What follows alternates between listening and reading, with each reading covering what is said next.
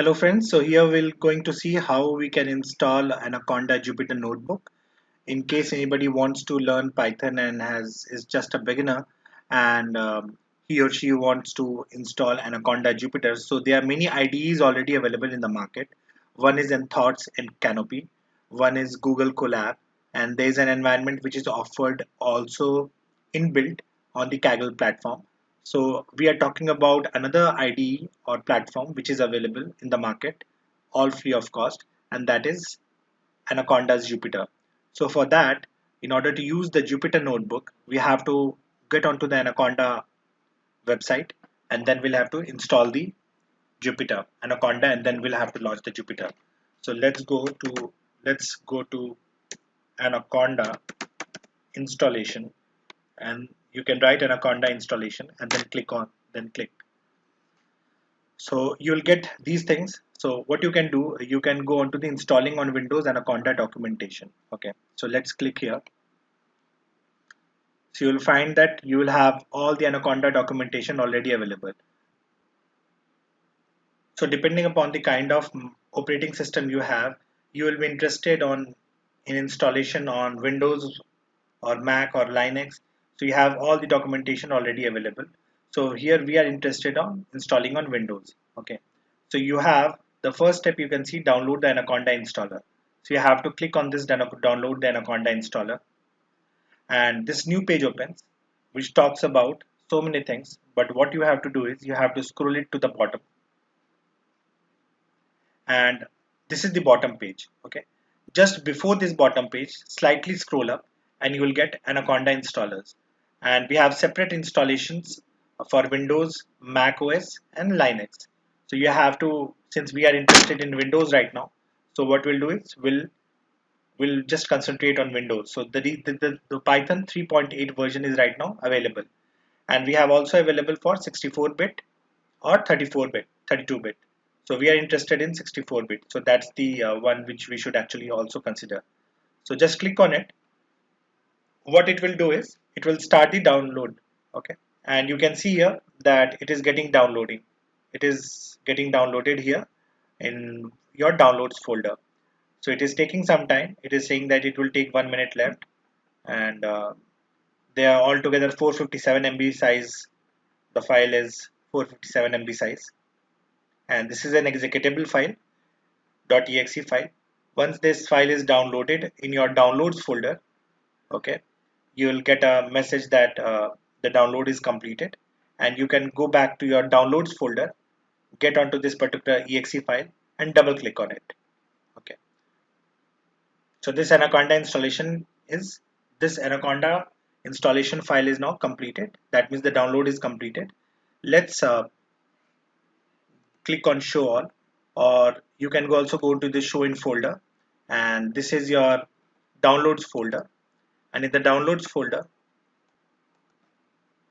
you will get this particular file here. So this is the file here. So what you have to do is you have to double click on it and it will start installing. I have already installed on my system, so I'm not doing so, but you have to just double click on it. Okay, just double click on it, it will start installing. So if you double click the installer to launch, it will start launching, it will start installing, and then you have to click on next, then I agree, select adjust me finally. Okay, and then you will get this particular screen, pop-up screen on your system, where it will automatically, by default, it will take some C drive users and maybe some other path, and it will automatically take some path. If you are not interested in that particular path, then you can but let the system decide on its own what path it chooses for the installation of this particular Anaconda. Okay, just so no need to bother it about, just click on next. Okay, then you will get this particular pop-up box where it will be default checked on the bottom checkbox, which is register Anaconda 3 as my default Python version. Okay, so you do not have to do anything, just click on installation. It, after few seconds or few minutes, it will be installed, and you will get a final completed Anaconda installation setup, 64-bit. Okay, and you just click on finish. So that's how, it's very straightforward. You don't have to do anything. All the default checkboxes, paths, everything is already set up there. You just need to click on next, next, next. Wherever it is asking I agree, click on I agree, and your installation is complete. So that's how your installation of the Anaconda software is completed on your system. Okay. Now what you need to do is, once your Anaconda installation is complete, you have to go to your start button, and then try to search the Anaconda. So here I can see Anaconda 64-bit. So you go on there and you will see this particular green circle symbol, Anaconda Navigator, Anaconda 3. Click on it.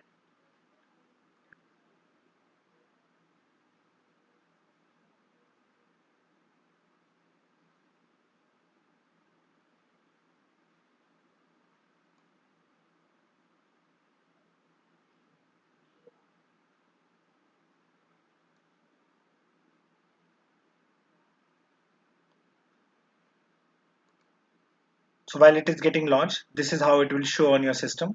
It is loading some applications, and okay and don't show again. No, remind me later. So this is your Anaconda Navigator. Okay, so this is your Anaconda Navigator. And here you can see so many things: Jupyter Lab, Jupyter Notebook, Orange 3, GlueWiz, Spider. There are so many things. You have to go on to Jupyter Notebook and click on launch.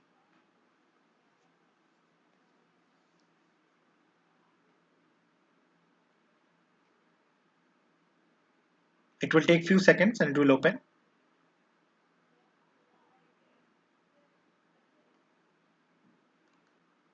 So this is your Jupyter Notebook, and you have to launch a new page altogether where you can write your code. So I've gone to, okay, I've done it very fast. So on the top right, you can see new, up just adjacent to upload new. Click on new. You will see the Python 3 option. Create a new notebook with Python 3. Click on it. So this is your new notebook file which is already created. You can see that this is untitled right now. So you can click here and you can write here new Python code and just rename it.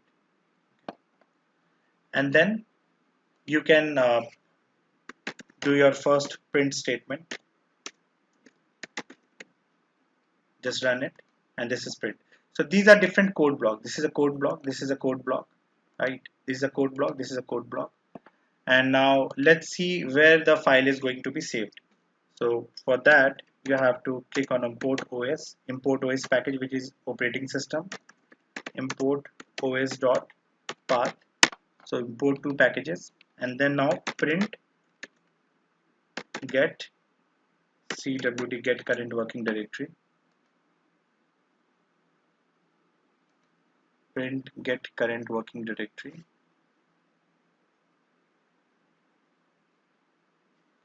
Okay, so it should be os.get current directory. Okay, so this is the place where the files are going to be saved. So if you save this particular file by using this save and checkpoint, so before save and checkpoint, what you need to do is you need to rename this notebook. So this new Python code we have already renamed, we have just checked. And if you go to file and then save and checkpoint, it is going to be saved here, C drive uses HP. Okay, so you can check, and this particular file would be saved here, new Python code. We can quickly do that. C drive,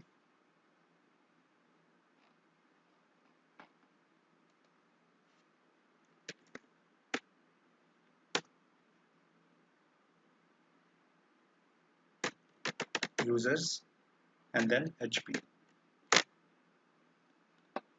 So you can see new Python code. So let me do one thing. Details, date modified, and this is my new Python code. So this is my new Python code saved at this particular path. Okay, so that's how you can save it. Now let's just try to understand this particular environment. So this plus sign, this inserts different code blocks. These are code blocks. So this is one code block.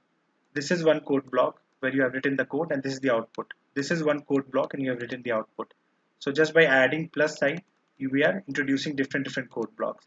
And if you want to cut, you can use this scissor symbol, and it will going to cut the cells. Okay. So let's do a subnetting. So this is how it is done. Okay. You can also download this file as a PDF. So you can save it as a PDF. Again, it will going to be saved at the same particular location. Save and checkpoint is used for saving the notebook. If you want to make a copy, we have already seen that clicking on make a copy creates a new copy altogether. So a new copy is again created, new Python code copy one here.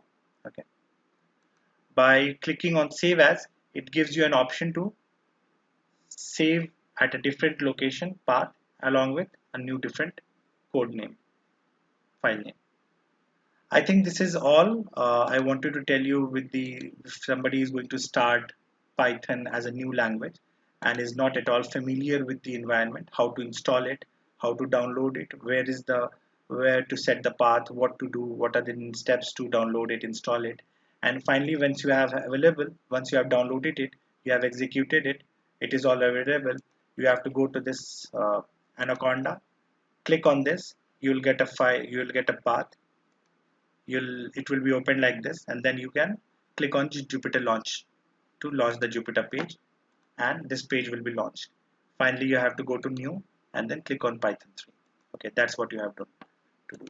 Another one important aspect is this is called notebook. The reason is you have to write your notes. That facility is also provided here.